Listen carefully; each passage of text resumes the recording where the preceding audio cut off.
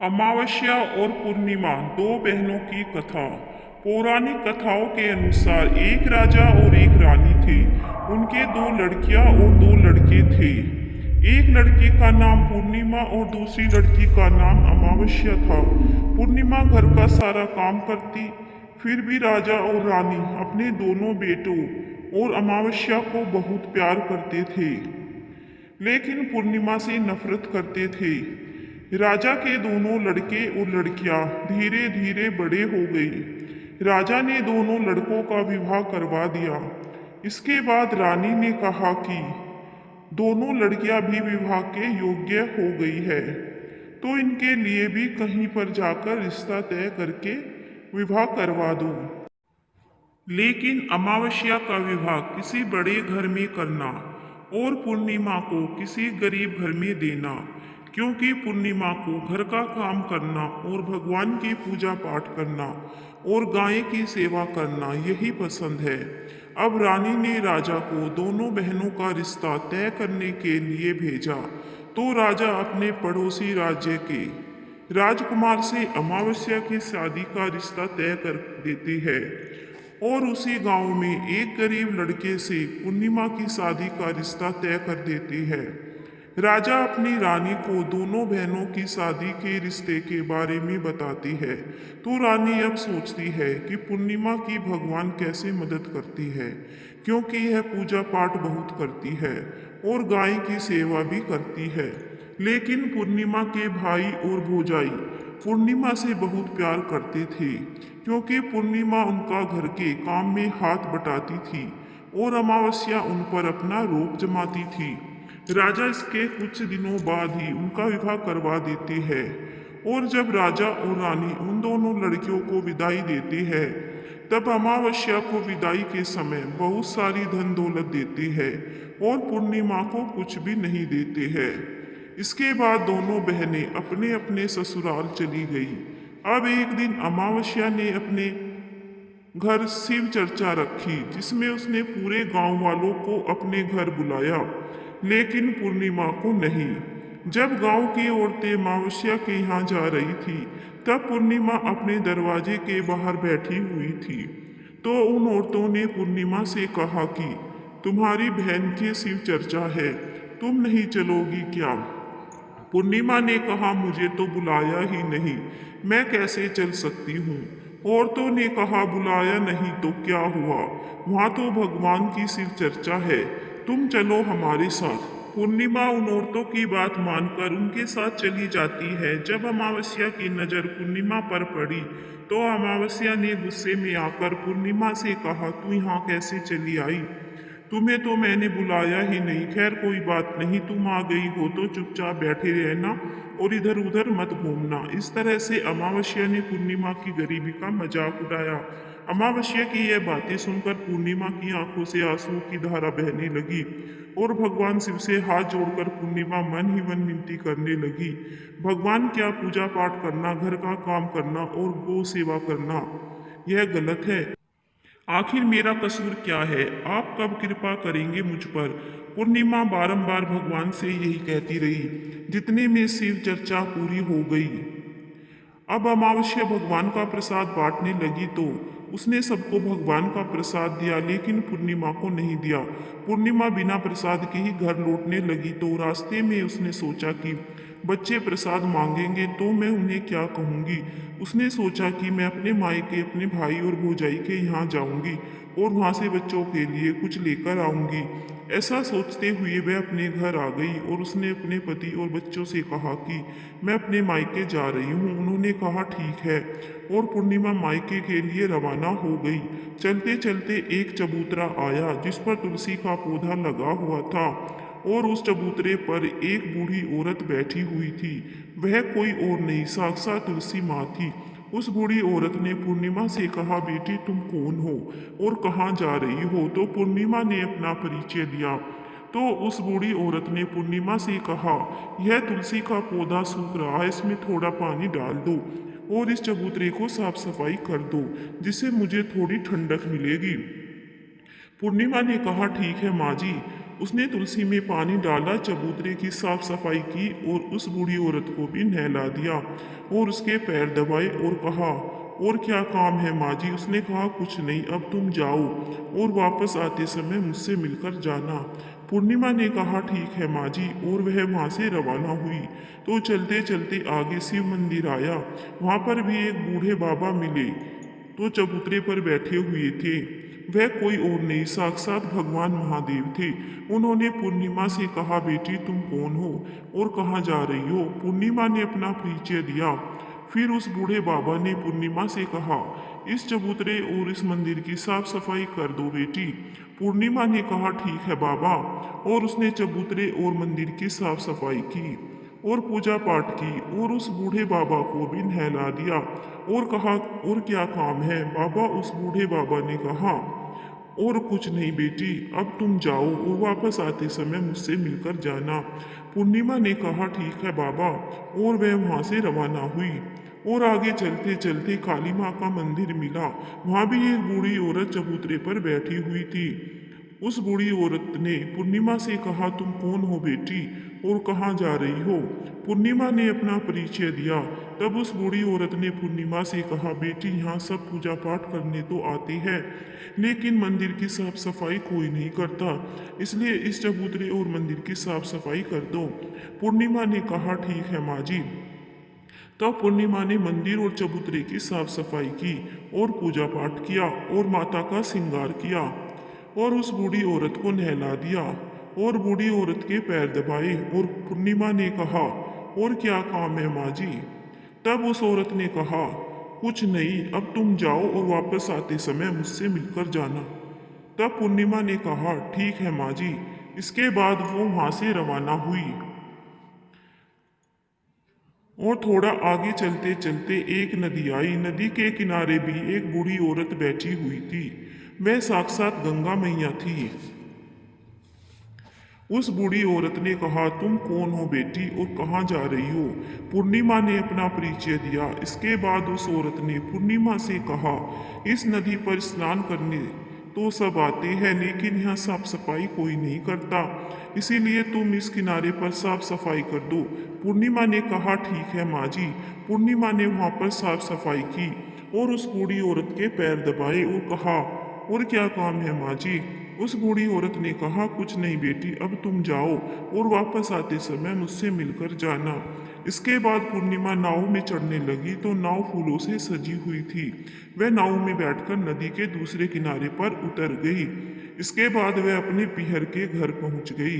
वहां पर पूर्णिमा के भाई भौजाइयों ने उसे देखा तो वो बहुत खुश हुए और उन्होंने पूर्णिमा की बहुत खातिरदारी की और खूब सारी बातें करते हैं और कहा कि बच्चों को भी साथ लेकर आती।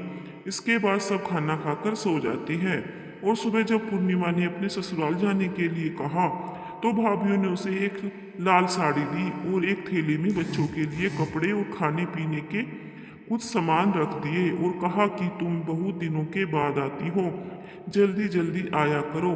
पूर्णिमा ने कहा, ठीक है। इसके बाद पूर्णिमा की भाभीियों ने पूर्णिमा को हाथ में थैला दिया और कहा कि जाओ और वापस जल्दी आना। इसके बाद पूर्णिमा वहां से रवाना हुई और उसी नदी के किनारे पर पहुंच गई। नाव में बैठकर नदी के दूसरे किनारे पर उतर गई। वहां पर उतरने के बाद पूर्णिमा को वही बूढ़ी माँ मिली जो साक्षात गंगा मैया थी। उस बूढ़ी माँ ने कहा, आ गई बेटी? पूर्णिमा ने कहा, हाँ मैं आ गई। तो उस बूढ़ी माँ ने पूर्णिमा को एक थैला दिया और कहा कि इसे तुम अपने घर ले जाकर ही खोलना। पूर्णिमा ने कहा, ठीक है माँ जी। अब पूर्णिमा के पास दो थैले हो गए। उन्हें लेकर वहां से रवाना हो गई। पूर्णिमा अब आगे चली तो वहां काली माँ का मंदिर आया। वहां भी काली माँ बूढ़ी माँ के रूप में बैठी हुई थी। उसने कहा, आ गई बेटी पूर्णिमा? पूर्णिमा ने कहा, हाँ माँ जी, मैं आ गई। तो काली माँ ने भी एक थैला दिया और कहा कि इसे ले जाकर घर पर ही खोलना।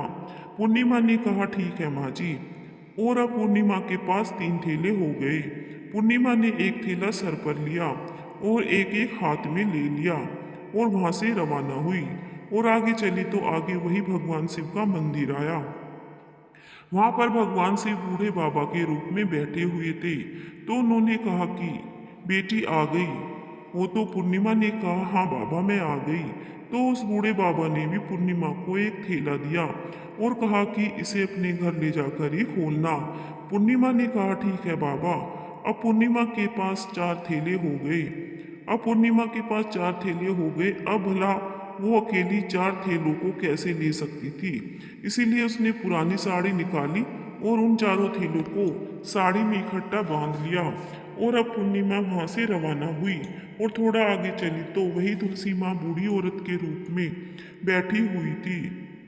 उसने पूर्णिमा से कहा, आ गई बेटी। तो पूर्णिमा ने कहा, हाँ माँ जी मैं आ गई। तो तुलसी माँ ने भी पूर्णिमा को एक थैला दिया और कहा कि इसे घर ले जाकर ही खोलना। पूर्णिमा ने कहा, ठीक है माँ जी। अब पूर्णिमा के पास 5 थैले हो गए। पूर्णिमा वहां से रवाना हुई और सीधे अपने घर आ गई। पूर्णिमा ने थैलों को नीचे रखा और सबसे पहले अपने मायके का थैला खोलकर देखने लगी। तो उसमें बच्चों के लिए अच्छे अच्छे कपड़े और बच्चों के खाने पीने की चीजें और कुछ गहने थे। पूर्णिमा ने अपने बच्चों को वो नए नए कपड़े दिए और खाने पीने की चीजें दी। तो बच्चे बहुत खुश हुए। अब पूर्णिमा ने दूसरा थैला खोला जो उसे गंगा माँ ने दिया था। उसमें सोना और चांदी भरा हुआ था। अब पूर्णिमा ने तीसरा थैला खोला जो उसे काली माँ ने दिया था। उसमें 16 श्रृंगार का सामान भरा हुआ था। अब पूर्णिमा ने चौथा थैला खोला जो भगवान शिव ने उसे दिया था। उसमें धन संपत्ति और वो सारी खुशियां भरी हुई थी। अब पूर्णिमा ने पांचवा थैला खोला जो उसे तुलसी माँ ने दिया था। उसमें चावल दाल और 7 प्रकार का धान भरा हुआ था। अब पूर्णिमा के घर में किसी चीज की कमी नहीं थी और उसका घर धन धान्य से परिपूर्ण हो गया। अब पूर्णिमा और उसका परिवार खुशी खुशी रहने लगा। अब पूर्णिमा के मन में विचार आया कि क्यों ना मैं भी अपने घर शिव चर्चा कराऊं और शिव चर्चा का कार्यक्रम रखा। पूर्णिमा ने गांव के सभी को बुलाया और अपनी बहन के घर भी गई अपनी बहन को बुलाने के लिए। अब अमावस्या अपनी बहन के घर शिव चर्चा में आई तो उसने देखा कि पूर्णिमा के घर में किसी भी चीज की कमी नहीं है। इतनी धन दौलत देखकर अमावस्या आश्चर्यचकित रह गई और उसने पूर्णिमा से कहा कि तुम्हारे घर में इतनी धन दौलत कैसे आई। पूर्णिमा ने कहा, देखो बहन, तुमने शिव चर्चा रखी और उसमें मुझे नहीं बुलाया, तो भी मैं बिन बुलाए तुम्हारे घर आई और तुमने भगवान का प्रसाद तक मुझे नहीं दिया और तुमने मेरी गरीबी का मजाक भी उड़ाया। उसके बाद जब अपने घर आ रही थी तो रास्ते में मेरे मन में विचार आया कि घर पर बच्चे जब प्रसाद मांगेंगे तो उन्हें मैं क्या कहूँगी। इसीलिए मैंने सोचा कि मैं अपने मायके जाऊंगी और मैं अपने मायके चली गई और जो कुछ भी घटना हुई वह सब अमावस्या को बता दी। तब अमावस्या ने पूर्णिमा से कहा कि तुम भी मुझे प्रसाद मत दो और मुझे डांटो। लेकिन पूर्णिमा ने कहा कि यह तो भगवान का प्रसाद है, मैं तो सबको दूंगी और तुम्हें भी दूंगी। फिर भी अमावस्या ने प्रसाद भी नहीं लिया और वह सीधे अपने घर चली गई। घर जाकर अपने बच्चों से कहकर वह अपने मायके जाने के लिए रवाना हो गई। चलते चलते रास्ते में वही तुलसी माँ मिली जो चबूतरे पर बूढ़ी माँ का रूप धारण करके बैठी हुई थी। उस बूढ़ी माँ ने अमावस्या से कहा, बेटी तुम कौन हो और कहाँ जा रही हो। यह तुलसी का पौधा सूख रहा है, इसमें थोड़ा सा पानी डाल दो और इस चबूतरे की साफ सफाई कर दो। इस पर अमावस्या ने कहा, ए बुढ़िया, तुझे दिखाई नहीं देता मैंने कितनी महंगी साड़ी पहन रखी है, यह गंदी हो जाएगी।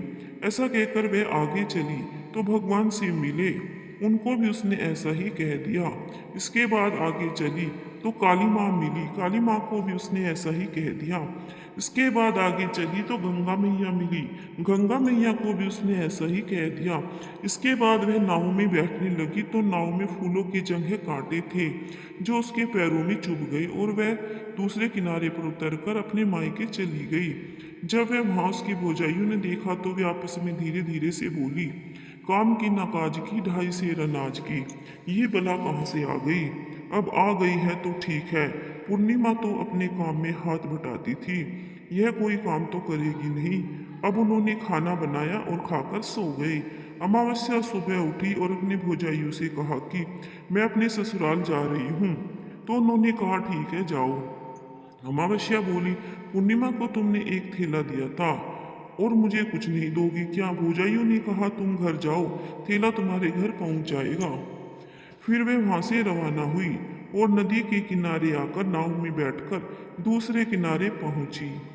माँ गंगा मैया बूढ़ी माँ का रूप धारण करके बैठी हुई थी। बूढ़ी माँ ने कहा, आ गई हो बेटी? तो उसने कहा, हाँ आ गई। अमावस्या ने कहा, तुमने पूर्णिमा को एक थैला दिया था और मुझे नहीं दोगी क्या? बूढ़ी माँ ने कहा, तुम अपने घर जाओ, थैला तुम्हारे घर पहुंच जाएगा। इसके बाद काली माँ ने भी ऐसे ही कह दिया। इसके बाद भगवान शिव ने भी ऐसे ही कह दिया। इसके बाद तुलसी माँ ने भी ऐसे ही कह दिया। इसके बाद जब वह अपने घर पहुंची तो आंगन में 5 थैले रखे हुए थे। अमावस्या ने अपने मन में सोचा कि आज तो मैं निहाल हो गई। उसने जल्दी जल्दी से सभी थैलों को खोला तो उसमें किसी में मिट्टी तो किसी में पत्थर तो किसी में कंकड़, किसी में कोयला, किसी में सांप बिच्छू भरे हुए थे। यह सब देखकर उसने अपना सर पकड़कर कहने लगी, हे भगवान, मुझे मायके में भी कुछ नहीं मिला और इन थैलों में भी कुछ नहीं मिला। इसके बाद अमावस्या दौड़ती हुई अपनी बहन पूर्णिमा के घर जाती है और पूर्णिमा से कहती है, तुझे तो इतना सब कुछ मिला और मुझे कुछ नहीं मिला, आखिर क्यों? पूर्णिमा ने कहा कि मैं जब अपने मायके जाती हूँ तो अपनी भौजाइयों के साथ मिलकर काम करती हूँ और तुमने कभी उनकी इज्जत नहीं की है, इसीलिए तुम्हें वो भला क्या देती। और इसके बाद तुमने गंगा माँ को ठुकरा दिया और काली माँ को भी ठुकरा दिया और भगवान शिव को भी ठुकरा दिया और तुलसी माँ को भी ठुकरा दिया, इसीलिए उन्होंने भी तुम्हें कुछ नहीं दिया। अमावस्या बोली, बहन मुझे माफ कर दो, मैंने सदा तुम पर अत्याचार किए हैं। मुझे कुछ नहीं मिला तो कोई बात नहीं, मैं भगवान की भक्ति करके सब कुछ प्राप्त कर लूंगी। मुझे इसका रहस्य बताओ। तो पूर्णिमा ने कहा, तुम 3 सूत्र का ज्ञान ले लो। पहले सूत्र में दया मांगना और दूसरे सूत्र में चर्चा करना और तीसरे सूत्र में 108 बार ओम नमः शिवाय का जाप करना। बहन, भगवान ने जो 3 सूत्र दिए हैं इनको अपने हृदय में बसा लेना। मैंने सच्चे मन से भगवान की पूजा पाठ की, इसलिए मेरे पास कुछ नहीं था, फिर भी भगवान ने मुझे सब कुछ दिया और तुम्हारे पास जो सब कुछ था वो भी खत्म हो गया। इसके बाद अमावस्या अपने घर गई और भगवान की पूजा पाठ करने लगी और भगवान शिव से माफी मांगने लगी और गौ सेवा करने लगी और दूसरों की मदद करने लगी। वीडियो अगर पसंद आया हो तो वीडियो को लाइक और चैनल को सब्सक्राइब जरूर करें और अपने दोस्तों के साथ शेयर भी करें।